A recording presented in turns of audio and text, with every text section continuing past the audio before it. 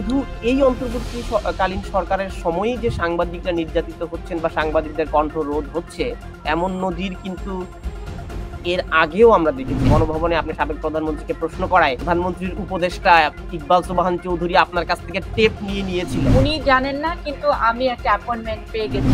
প্রধানমন্ত্রী উনি নিতে চাচ্ছিলেন, উনি তখন সবার সামনে বলছিলেন ওর টেপ দাও না কেন।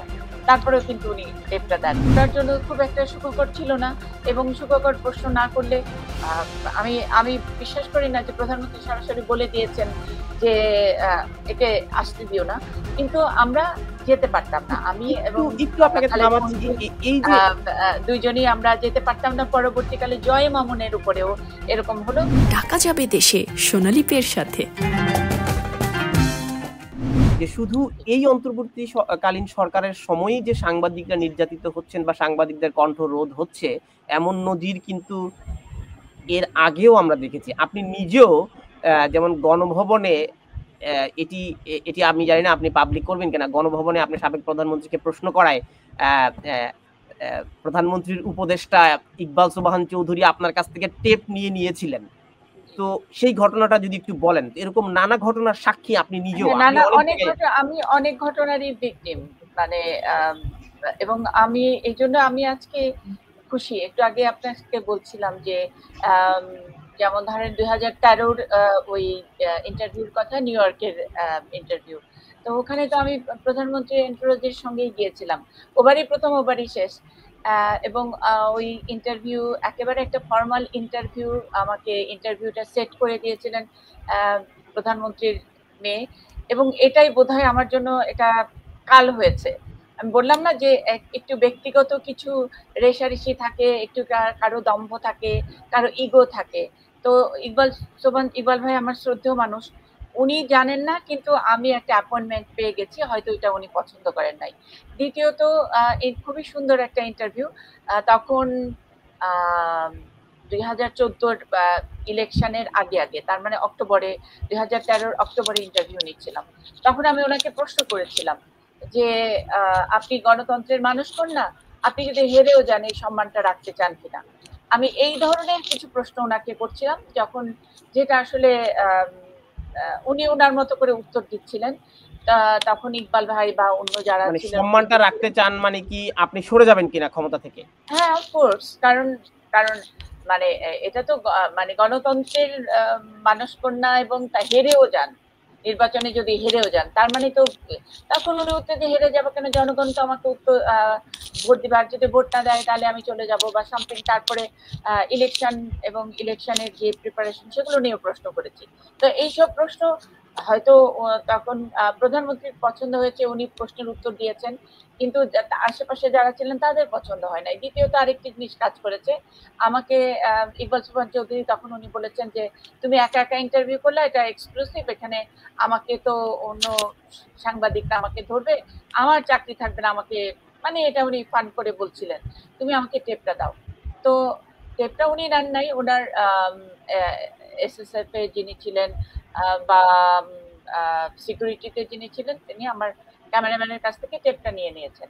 সেই টেপ আজও গেছে, কালও গেছে, আজ পর্যন্ত ওই টেপ পাই নাই। কিন্তু 10 মিনিটের মধ্যে প্রথম আলোতে রিপোর্ট যে নারী সাংবাদিকের কাণ্ড, গোপন ক্যামেরায় প্রধানমন্ত্রীর কি সব গোপন কথা আমি তুলেছি।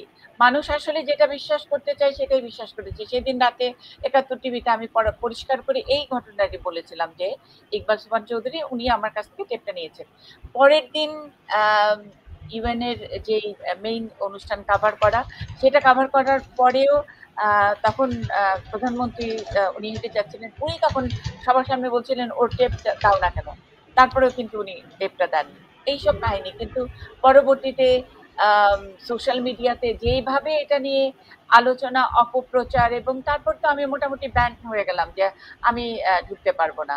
এটা একটা, আপনি নিশ্চয়ই তখনকার ডিপিএস ছিল আমাদের আশরাফুল আলম খোকন, গতকালই ওর একটা পোস্ট দেখলাম, অনেকদিন পরে সে মানে এই কথাটি লিখলো যে আমার এবং খালিদ মহিউদ্দিনের একটা ছবি দিয়ে, যে এই দুজন মানুষ আমরা প্রশ্ন করতে গিয়ে অনেক রকমের এরকম প্রশ্ন করতাম যেটাতে প্রধানমন্ত্রীকে খুব তেল দেওয়া হতো না, বা যেসব প্রশ্ন করতাম ওনার জন্য একটু যেমন আমার একটা প্রশ্নের কথা মনে আছে, আমাকে জামির উনি উনি আমাকে ব্যারিস্টার জামির উনি আমাকে পরে খুব অ্যাপ্রিসিয়েট করেছিলেন। আমি বলেছি যে ওই প্রশ্নটা ছিল যে এটা পয়লা বৈশাখ বা কিছু একটা, এবং পুরো র্যাবের ইয়েতে পয়লা বৈশাখের একটা র্যালি হলো আমাদের, সন্ধ্যার মধ্যে আমাদেরকে ঘরে ফিরে আসার কথা বলা হলো যে সবাই 5টার মধ্যে ফেরত আসবেন। তখন বেনজির আহমেদ ছিলেন র্যাবের প্রধান। তো তখন আমি ওনাকে প্রশ্ন করেছিলাম যে আপনি ফোর্বস বা কিছুর যে র্যাঙ্কিং সেখানে আপনি 34তম হয়েছেন, আপনি কততম ক্ষমতাধর হলে আমরা নির্ভয়ে একটা পয়লা বৈশাখ অনুষ্ঠান উদযাপন করতে পারবো, আমাদের 5টার সময় ঘরে ফিরে আসতে হবে না। তো এই ধরনের প্রশ্নতে তো ওনার জন্য খুব একটা সুখকর ছিল না, এবং সুখকর প্রশ্ন না করলে আমি আমি বিশ্বাস করি না যে প্রধানমন্ত্রী সরাসরি বলে দিয়েছেন যে একে আসতে দিও না, কিন্তু আমরা যেতে পারতাম না। আমি এবং একটু আপনাকে থামাচ্ছি, এই যে দুইজনই আমরা যেতে পারতাম না। পরবর্তীকালে জয় মামুনের উপরেও এরকম হলো। আসলে আমি যে কথাটি আমার উদাহরণ দিয়ে বলতে চাই যে এই সংস্কৃতি উপদেষ্টার বরাত দিয়ে যেটা বলা হচ্ছে 3 সাংবাদিকের চাকরি গেছে, আমি একদম বিশ্বাস করি না যে সংস্কৃতি উপদেষ্টা অথবা তথ্য মন্ত্রণালয় তারা ফোন করে বলেছেন এই 3 জনকে হটাও, একদমই না। এটা তাদের পারিষদরা। আরো একটি বিষয় থাকে, আমরা যখন নিউজ রুমে ছিলাম তখন ধরেন কি বলবো ডিজিএফআই এর যে ইয়ে, মানে ওনারা যেটা বলবেন সেটার মধ্যে থেকেই আমাদের সাংবাদিকতা করতে হতো।